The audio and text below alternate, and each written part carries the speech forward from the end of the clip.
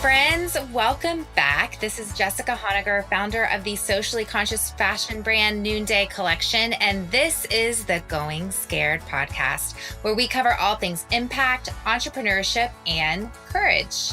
Today's guest is Gary Haugen, and I am a longtime friend and admirer of his. He's the CEO and founder of International Justice Mission, otherwise known as IJM. IJM is the world's largest NGO dedicated to ending slavery around the globe. Before founding IJM in 1997, Gary was a human rights attorney for the U.S. Department of Justice, and you're going to get to hear more of his story today. In 1994, he served as the director of the United Nations investigation in the aftermath of the Rwandan genocide.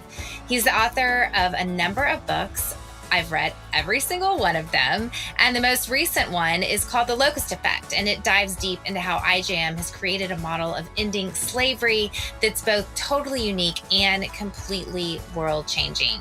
Today's conversation with Gary also launches a special series of shows that I am so excited for you to be a part of. This week and every week for the next couple months, we are going to be walking through the message of, you guessed it, my new book, Imperfect Courage. We're going to take this one chapter at a time, and I'm going to take you through the journey of what it means to live a life of purpose by leaving comfort and going scared. And Gary carries this message so well. He loves to talk about courage, and that's so much of what we spend time talking about today. To get the most out of this podcast series, I would recommend that you hop on over to Amazon and purchase Imperfect Courage. You are going to get so much more out of these interviews if you also can read along. And for ordering now, for being an early adopter, hop on over to jessicahonegger.com and see all the goodies that you can get, including winning the entire new fall collection from Noonday. So head on over there, sit back. This is an incredible interview. Don't forget, today we are all about choosing courage.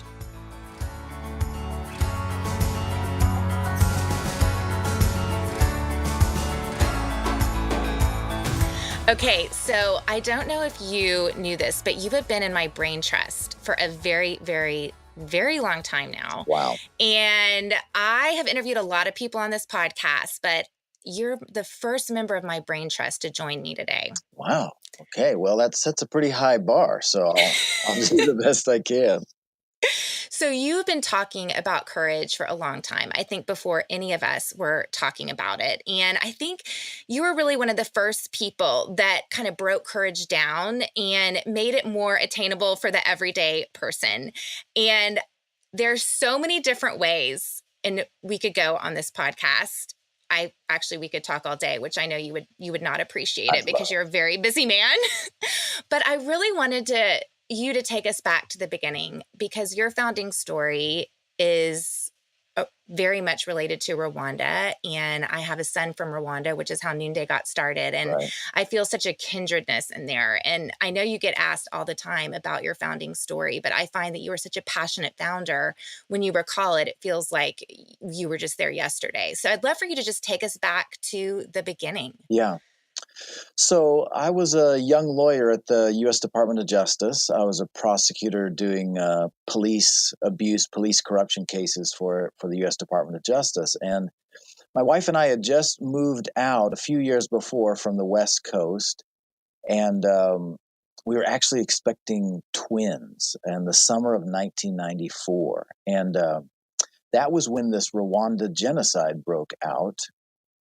And in this little country, most of us had never really heard of before, but about 800,000 people had been murdered in about 8 weeks' time. And so at the end of that summer, the international community wanted to try to, bring the leaders of that genocide to justice. And so I was sent over there a few weeks after the end of the war to be the director of the UN's genocide investigation. And I mean, as anyone might imagine, it was just a completely overwhelming task, because I was given this list of 100 different mass graves and massacre sites where we were just supposed to sort through the forensic evidence of how this genocide had taken place and who had led it. And I think, Jessica, the thing that impacted me so powerfully was the reality of violence. That is to say, the way, as a human problem, violence is so viciously different than almost anything else, because it's not a form of suffering that comes because of bad luck or because of bad germs or bad weather or something.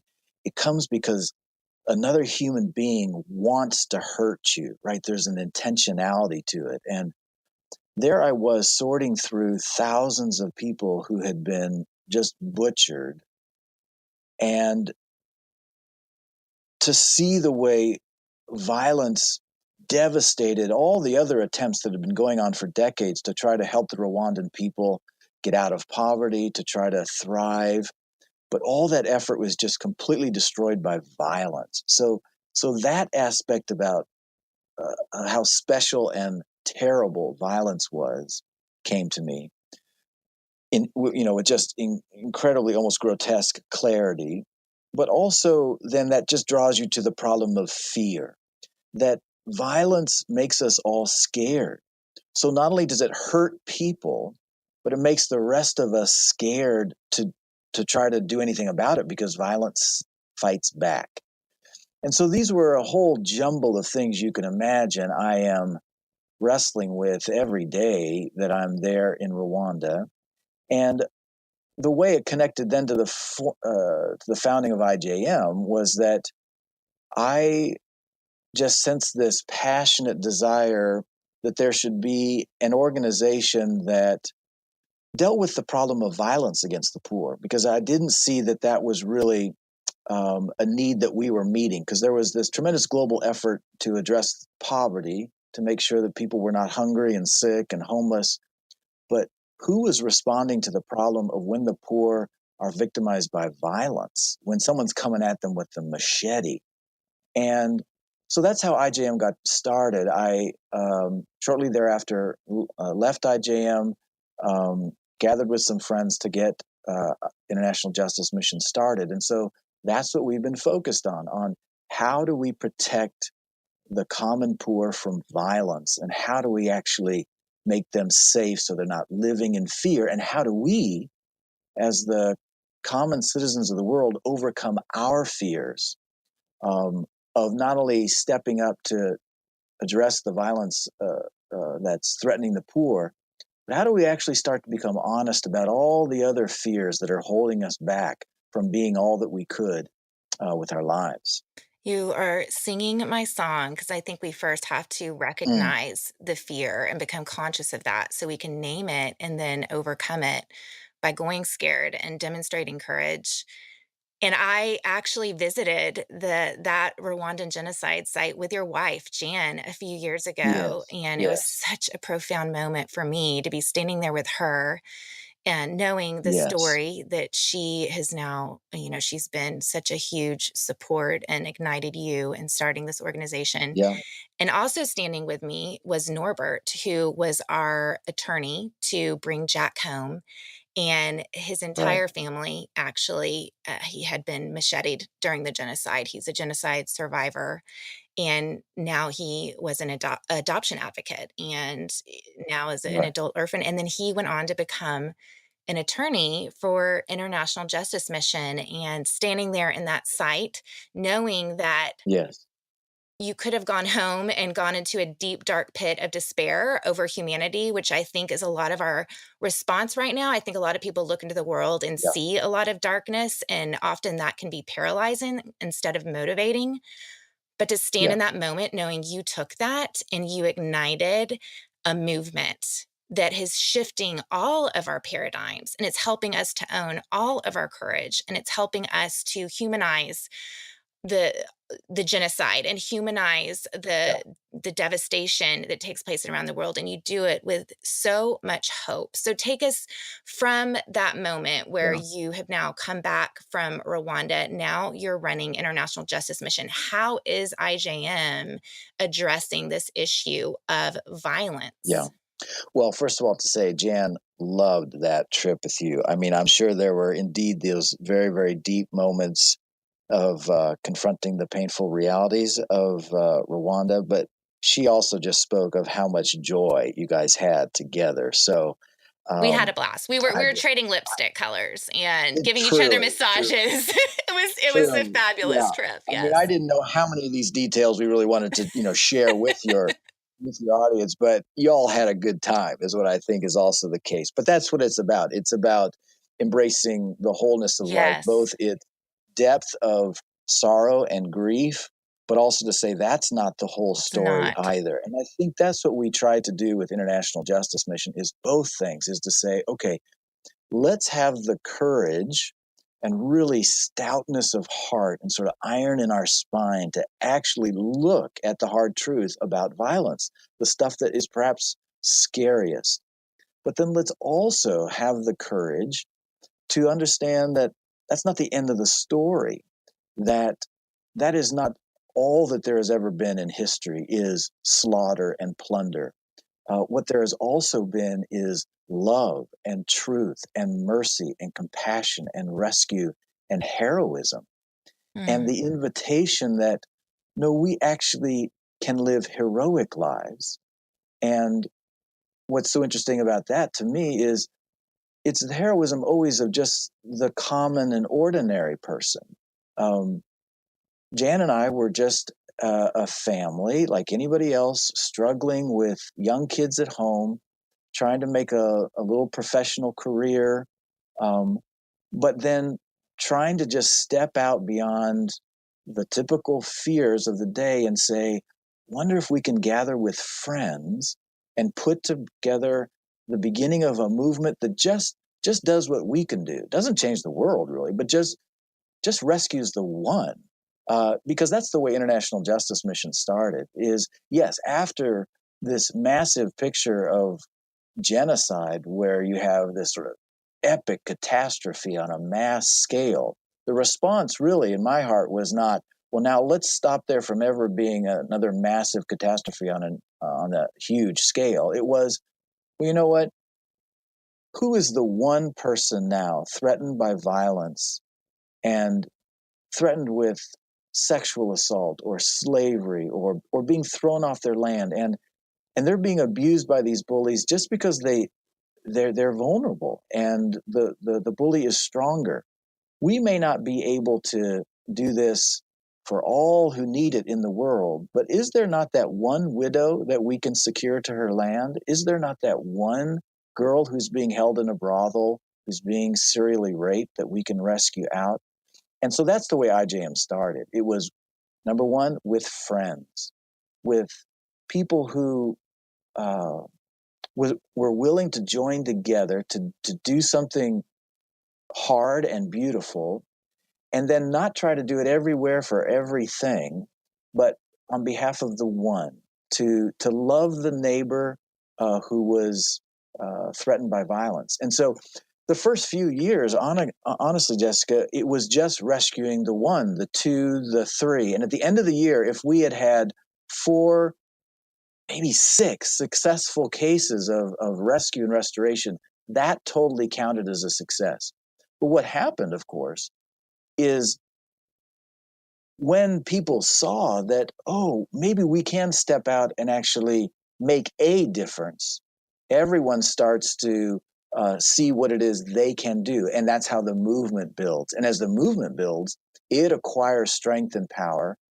And so now, after 20 years of doing this, there are more than 47,000 specific individuals who would stand up and say, I was being threatened by violence, I was being abused, and International Justice Mission was able to come and get me out of that place and bring me to a place of restoration. And now that you have the testimony of tens of thousands, and you have those tens of thousands then building a movement of their own, we're starting to see whole governments change so that they actually protect their own citizens in very poor communities. And that's the larger revolution that IJM is seeking. But that big movement began with just a set of friends in a family, seeing if they could not just help one. Wow.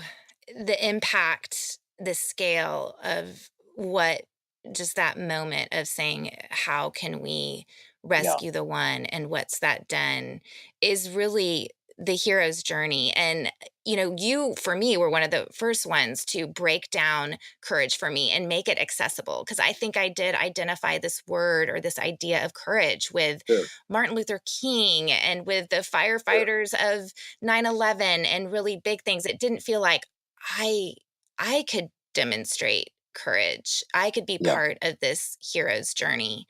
And I remember you talking about this moment in it was the good news about injustice, where you were sitting on a bus after you'd returned and you're reading the paper and everyone's going about their normal life and you're thinking back to what you had just witnessed and what you had just seen. And I felt like that was such a waking up moment for you of I'm going to take this, I'm going to do something about it. Could you tell us a little bit more about sort of this hero's journey, the wake up moment that one needs to have in order to become aware of the problem so that they can also be a part of the solution? What do you find is a moment that you see as you've been walking with people and waking them up to their courage over the last, Yeah. couple Yeah. decades now? That moment you speak of on the bus was just produced by the complete miracle of airplane travel now, right? So it was actually a matter of hours. I don't know, maybe 28 hours or something from the time I was actually physically on the ground in Rwanda in the midst of genocide. And then I just take this plane flight, and it feels long at the time, but it's only really just a matter of hours. And then I'm back home, and I'm actually just on a commuter bus now, back to my job into the city. And I'm on a bus now full of people preoccupied with everything in the world of their lives. And we all have messy and wonderful and rich lives. But absolutely not on the radar screen that morning was the fact that I was in a pit of genocidal carnage just a few hours before. And so part of it was trying to figure out how do we manage that human beings live on different planetary systems, right? Like right now, I'm Mm, having this day where I get to talk with Jessica on a podcast, and I maybe get to listen to this discussion, and I'm feeling reasonably safe. I've got problems and stresses in my life, but we're reasonably well fed, and we're not threatened right now with somebody taking our home away or enslaving us or brutalizing us. But oh my goodness, what I woke up to and began to understand more is this thing that the UN found when they did this careful study around the world. And it was that most poor people live outside the protection of law, the study says, outside the protection of law. And now that doesn't mean much to us as an American, but I remember reading a story of a young woman in Oregon just not too long ago who was alone one night in her house. And she lives in this rural area. And so her house is quite isolated and it's dark on a Saturday night. And she hears this man tearing his way into her house. So this is completely terrifying for her because the same guy had actually assaulted her and put her in a hospital just 2 weeks before. So she's terrified. She picks up the phone, of course, and she calls 911. But what happens is she has this incredibly painful mhm, conversation where this 911 operator in rural Oregon, in our country, the United States, has to explain that because of budget cuts in the county, there actually isn't any law enforcement available on the weekends. And this is a Saturday night. So she says, I'm sorry, but we don't have any law enforcement. There's no one to send for you. And of course, horrifically, this woman is terribly assaulted and brutalized. And what this was such a huge wake up for me on is that, yes, there are millions who are hungry and are homeless and are suffering from all the traditional things that we think of when we think of poverty. But what is most oppressive in their life is the fact that they can't even begin to address those other problems as long as there is someone coming after them to brutalize them, to hurt them with violence. And so I do think that over the march of our years and our maturity, what we do is we just start to have um, bigger eyes and a bigger heart for what's going on in the world. And just as we've needed to learn how important it is for women and girls to get educated if they're able to see their communities come out of poverty, how important microfinance is, how important job opportunities are. What we're trying to do at IJM is make sure that we're opening up our eyes to the fact that, but the common poor person right now is living in nonstop fear of everyday violence, and that there are things that we can do to actually stop it. Because almost everywhere in the world, like today, where you and I, as we said at the beginning, are actually enjoying a nice day because we're reasonably safe, that's because we have a nice system of law enforcement that actually is protecting us. And it's not perfect, but we are having a good day because of it. And the same gift of security and a sense of feeling safe can be available to everybody, as long as we just wake up and do our part to join the movement to bring that kind of safety and change. I just love this whole concept that you've now put into words for all of us. And I was Thank you on for the that. Locust Effect launch team. And Yeah. it's something I had experienced this in our work with Noonday Collection and working among the poor, but I hadn't yet made that strong correlation. And, when I travel to Uganda and meet with one of our Yes. artisans that's been through domestic abuse and hear about how continual trips to the police station has done nothing, or a woman who has been raped on her way to work and the police are doing nothing, without some sort of bribery. And so you put this to us in words that we can really grasp and understand. I know the book was a little bit different from what you had written in the past, and I imagine that took a lot of courage. So what gave you the courage to write this book, and what have you seen that it's accomplished since you came out with it? It's been 2 years now? Yeah, I think coming up on 3 years, I think, and Okay. I think the subtitle to the Locust Effect is why the end of poverty requires the end of violence, and it's one of the things that it was meant to do is to uncover the hidden reality of violence. I mean, this is what is so powerful, isn't it, with the Me Too movement, right around us, is that there is this violence, this intimidation, this abuse that's going on pretty much 24/7 in the lives of women and girls, but it can just be underneath the surface and unacknowledged. And change doesn't begin until we bring it to the surface. So what the locust effect was meant to do is just very simply to bring the hard reality of violence up to the surface. And it has taken some, I think, uh, you know, steps of courage to do this, because it requires that you turn your face to see some of the most, I think, just ugly and most intimidating realities of our world. And then to actually ask the question, well, am I going to be overwhelmed by that? Or am I going to step up and see what I can do to be part of the solution?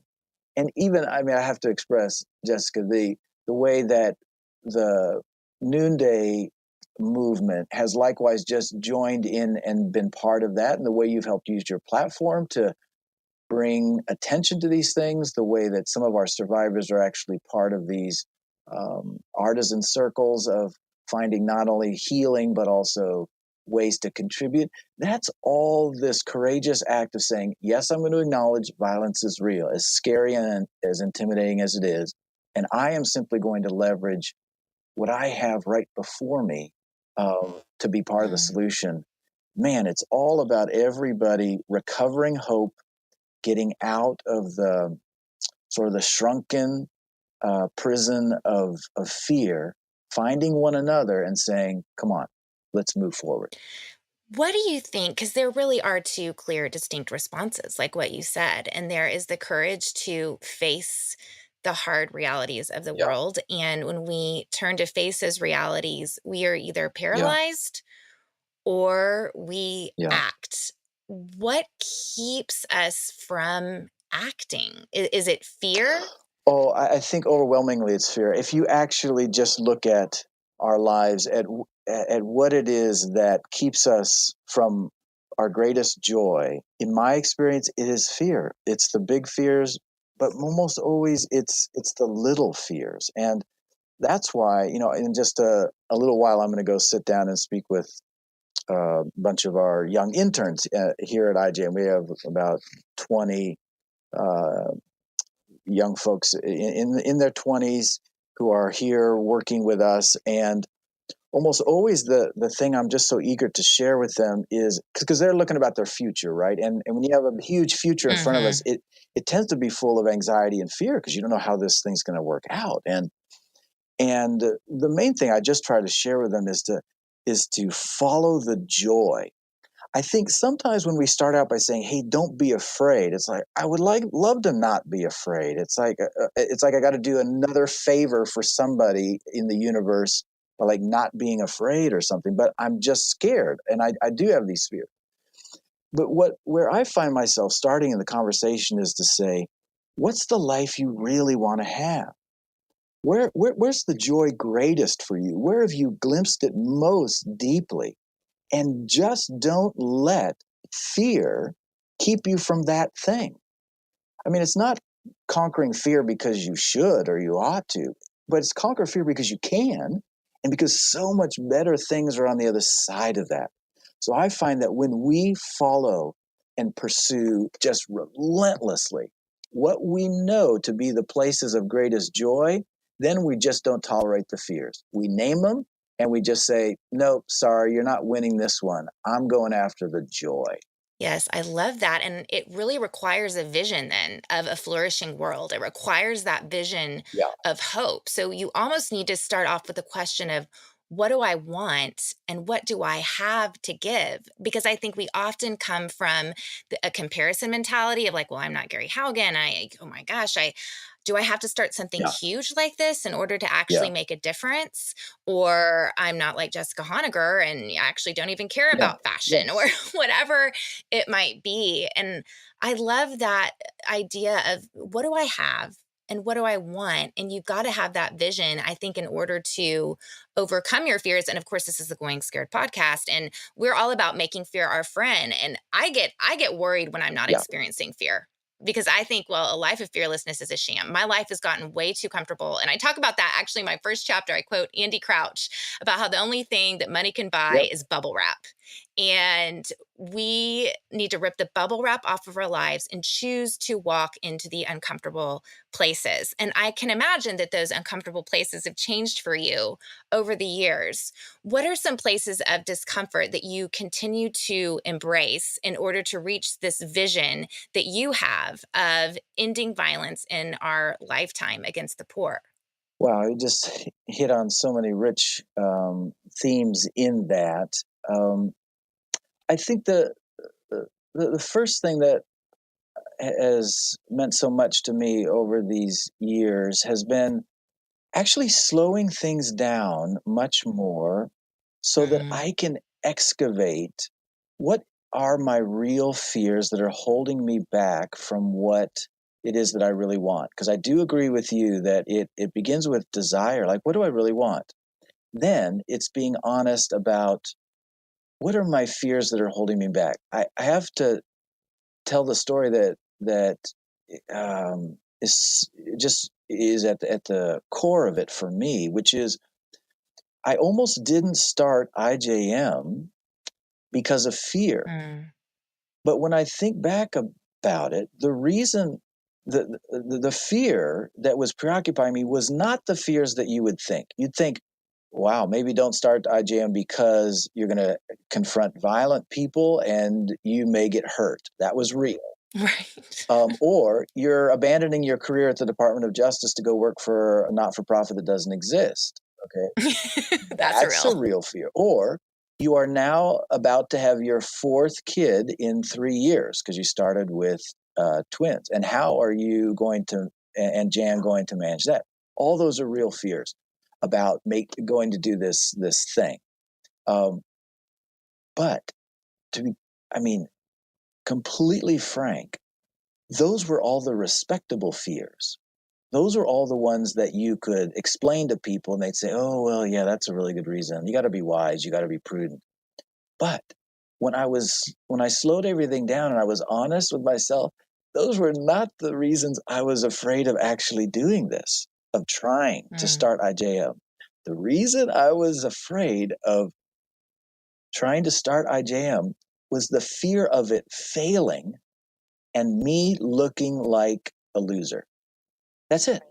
right. Now, Right. I wasn't actually afraid of the failure because so passionately, then all these people wouldn't get help or I would never get to be able to get a job again or something. Those things were things to consider. But what was actually preoccupying me in my real soul on the inside was this fear about what other people would think of me if I came out with my big idea. I'm going to try to do this thing. And like most kinds of projects like this, it turns out to fail. And then people like, see, there it was. It was a bad idea or it was a great idea and he was just a bad leader. So, and playing all these tapes of the way people would think about me. Now, what was so helpful is when I could be honest about that and say, oh, that's what I'm really afraid of, then I could ask myself the question, okay, is that the thing you want to stop you from pursuing this, Gary? Is this the thing when you're Mm, 50 years old, you say, yeah, I never did that thing I really wanted to try. And honestly, the reason I did it was because I was afraid people would think I was a loser if it failed. And could say to myself, no, I, that's not good enough. I'm going to do this anyway. And that to me has been so helpful. So now throughout my life, I just pause and I say, wow, I'm feeling anxious about this. I'm getting angry even about this. Or I am not doing what I really think I probably should do about this. Or I'm not seizing the opportunity. And rather than immediately go with, well, because here's all the reasonable concerns, instead I'm looking, what is in my deepest place, the really unnecessary fear? What's that just place of insecurity where I need to just find a place of strength and truth and step mm. past it. And that really is what ripping off the bubble wrap is. I think fear can Yeah, insulate us. I mean, it protects us in this yeah, weird way, even though it's a false sense of protection, because it keeps us paralyzed and not living into our truest self and doing the thing that we're meant to do in yeah, the world. How do you think we, as listeners, can notice when we've got bubble wrap around us? How do we notice that we're actually insulating ourselves with fear? yeah. I think that if we are not growing in our capacities for love, Mm, then we know we are not being stretched by reality and by truth and stretched by fear, because as we grow our capacities for love, we will we will encounter fear. All great dreams about the future, all great ones are rooted in love, right? It's mm. I yearn for this for my children. I yearn for this for my community. I yearn for those who are hurting in some way uh, to be taken care of, to be comforted, to be attended to have their stories heard, to just know that they are cared for. And now, when you start to pursue that, then all the fears about actually executing on that dream come to the surface. And now the attention is shifted from love of the one who's in need to now preoccupation with self. Oh dear, what's going to Mm, happen to me? And I think that what I do find in the deepest teachings of all history about being human have been about we find greatest joy, greatest meaning in love, but that love is demanding and scary, and so we mm, can't get to what it is we most want, which is this generous and very free capacity for love, if we're being hindered by fear. And all of that has to do with, well, who are the people I'm willing to love? Who are the people in my circle of care? Because a lot of times what we do is just make a smaller and smaller circle of care. And then we just get Yep, that's super true. focused and like almost just weird in how much we are just preoccupied with the people and the events within our small circle of compassion. But if we broaden that Mm, out to other people, to other communities, um, we will start to find there are challenges to that, and it will start to stretch us. All anybody who's tried to get themselves physically healthy, whether they've had to go to physical therapy or whether they are an athlete and they're trying to sort of reach peak performance, they understand that you actually have to stretch yourself. You have to extend yourself in order to get to that place of strength. And I think that's the way it is with love. And one of the things that we have just simply tried to do at International Justice Mission is to say, okay, there's 40 million people in the world who in 2018 are actually living in slavery. So let's just ask, what would it mean to love them? Because if we or our family were in slavery, what would we want to do for them? Now, talking about a huge circle of compassion, right? These are people who are far away, generally unfamiliar to us. And and so we've just invited everyone in to begin to explore. If you want to take the bubble wrap off, have a look at what's happening to those who are living in actual literal slavery today.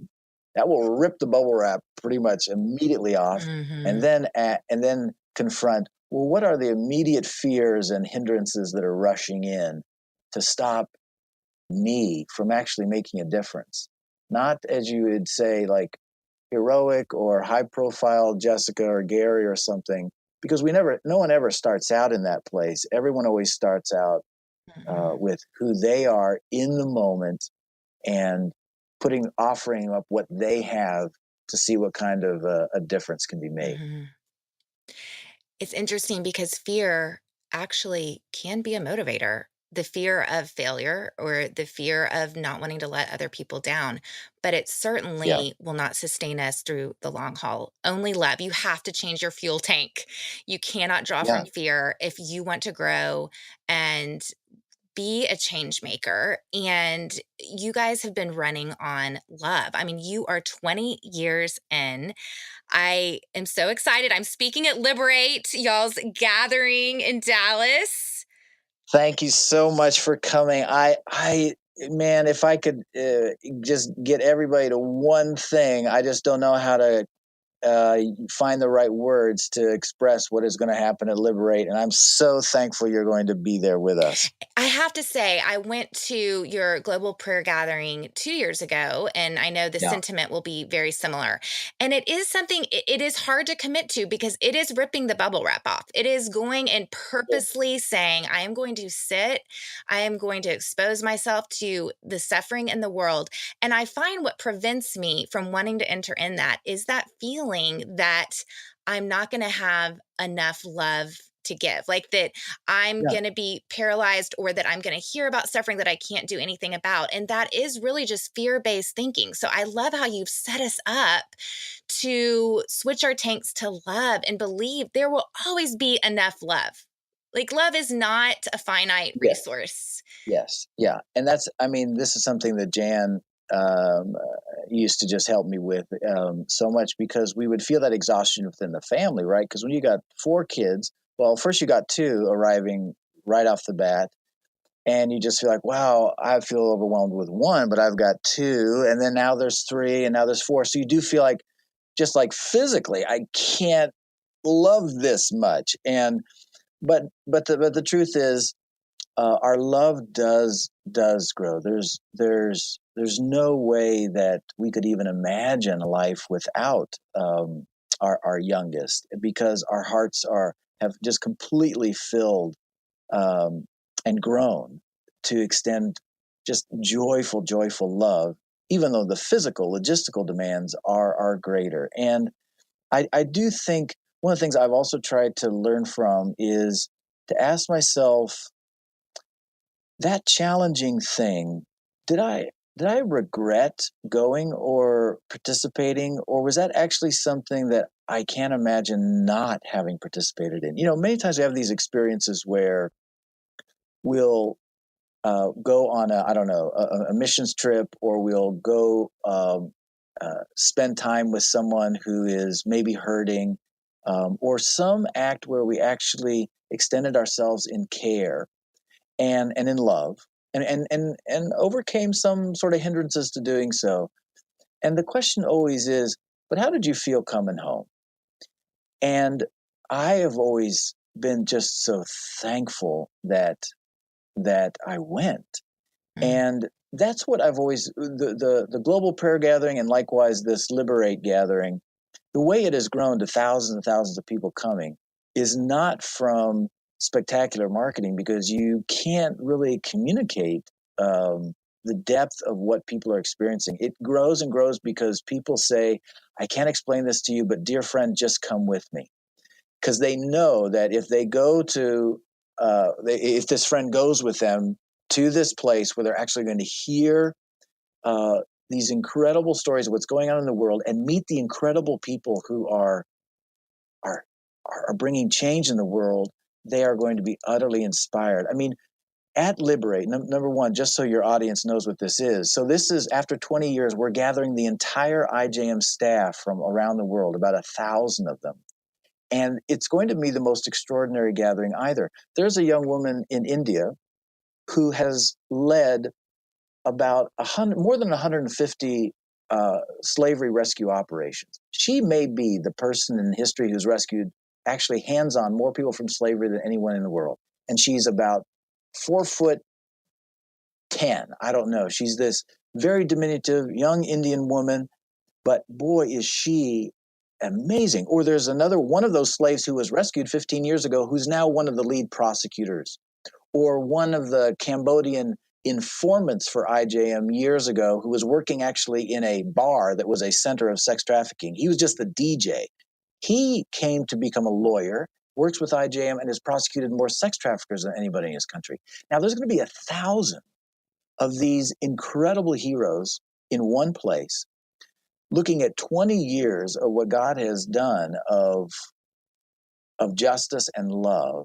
And this is a simple invitation to, if you are feeling like you want to engage the world, tear off the bubble wrap and live a real life of strength and meaning, come join someone who once was a slave but now is freeing thousands. mhm. Come join someone who was once an informant in a sex trafficking operation, who actually is now changing his country. Come meet the survivors of these kinds of abuses and seeing the way they are now championing change in their country. If you want to see a story of people starting with a place of, I mean, deficit isn't even the right word. It's a place of devastation. But by finding hope and truth and community of love with God, my goodness, hope is overwhelming. So I'm so thrilled you're going to be there with us, part of the conversation and the experience. And I just drag every friend that you can and come be with us.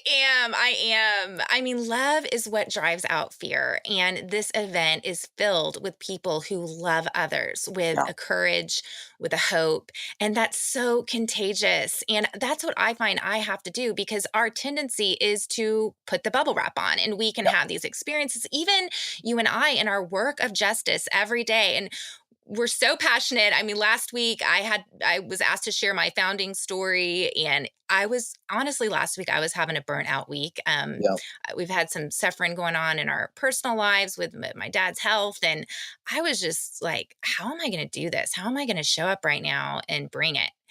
And I showed up and I started sharing, and I'm crying because yeah, it is in my soul. That it is in my soul. And yet, even with that, even with passionate founders, we tend to play it safe. I mean, that's our tendency. And so I have to put these things in my life, sure. that where I am saying this is a time where I am consciously going to take off the bubble wrap and believe that my heart can expand.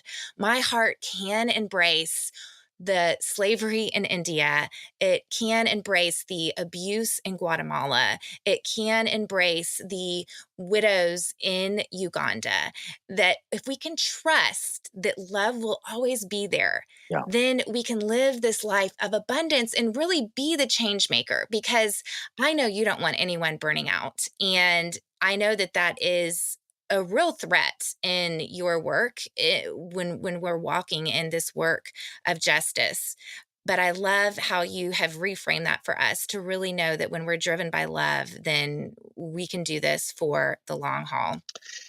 Yeah, I mean, one of the things that just immediately came to mind, Jessica, is this discovery I just felt I learned some time ago of where I wanted two things that were completely irreconcilable. I wanted to be both brave and I wanted to be safe at the same time, right? Mm, Because our heart just yearns to be strong and brave and heroic, right? But then at the same time, I also really would like to be safe. I would like to not be threatened by various things or be uh, in a place of peril or risk. But then I realized, oh, darn it, I actually have to make a choice. Would I rather be mm, brave or would I rather be safe? Because I can't be both. I can't go on an adventure without risk because an adventure is defined by the fact that there's risk involved. And so then once you make the decision, okay, I really what again it begins as you suggested at the very beginning of our talk. What do you really want? And if I really do want to be brave, then I've got to take some risks. I cannot be safe. I love this thing. I remember years ago on NPR, they did this story about the cul-de-sac, which is the sort of picture of suburban safety. And the amazing thing yes. this radio show talked about was, turns out that cul-de-sacs, and sad for any listeners who are living in them, but they're dangerous because the cul-de-sac started as a place where children could play away from traffic, right? Away from roads. But it turns out that most kids actually get hurt from cars backing up out of cul-de-sacs. So it Wow. was just this idea of it can seem like safety is the answer for us. But the way God has designed us, it's actually not the place where real life is found. But then, as you say, once you step into that road of taking risks, opening yourself up to what's hard in the world, you do have to find community and you have to find a way to do it sustainably so you don't burn Hmm. out. And this is Don't where drive back into the driveway. I'm going to go park in the driveway now. well, you have to, find others who will refresh you with joy because Mm, um, if you just wallow in the darkness and the suffering and the hurt of the world, you will just run out of the oxygen of joy. And we say at IJM that joy is actually the oxygen of doing hard things. And I love it when I mm, get on an airplane and they say, please secure your own oxygen mask first before assisting others. And so that's the sort of mature next step is, okay, I'm not going to be just safe. I'm going to actually try to be brave. But now that I'm seeking to be brave, I'm not going to try to do it by myself. And I'm not going to mhm. do it without this refreshment of indeed stepping into some safe places of respite and refreshment where I can be cared for by others. So then I can be strong to re-enter the adventure. All right. I hope we got you excited about Liberate. And guess what? IJM has partnered up with Noonday to get you a special discount code from today until August 8th. So use code Noonday for a discounted $99 ticket. Head on over to liberategathering.org. And don't forget, order Imperfect Courage now so that you can get the most out of this podcast series. Head to Amazon, Target, wherever books are sold. And last thing, if you liked what you heard in this episode, go subscribe. Thanks so much, guys. And thanks so much to Ellie Holcomb for today's music. And the Going Scared podcast is produced by Eddie Kohlholtz. And I'm Jessica Honegger. Until next time, let's take each other by the hand and keep going scared.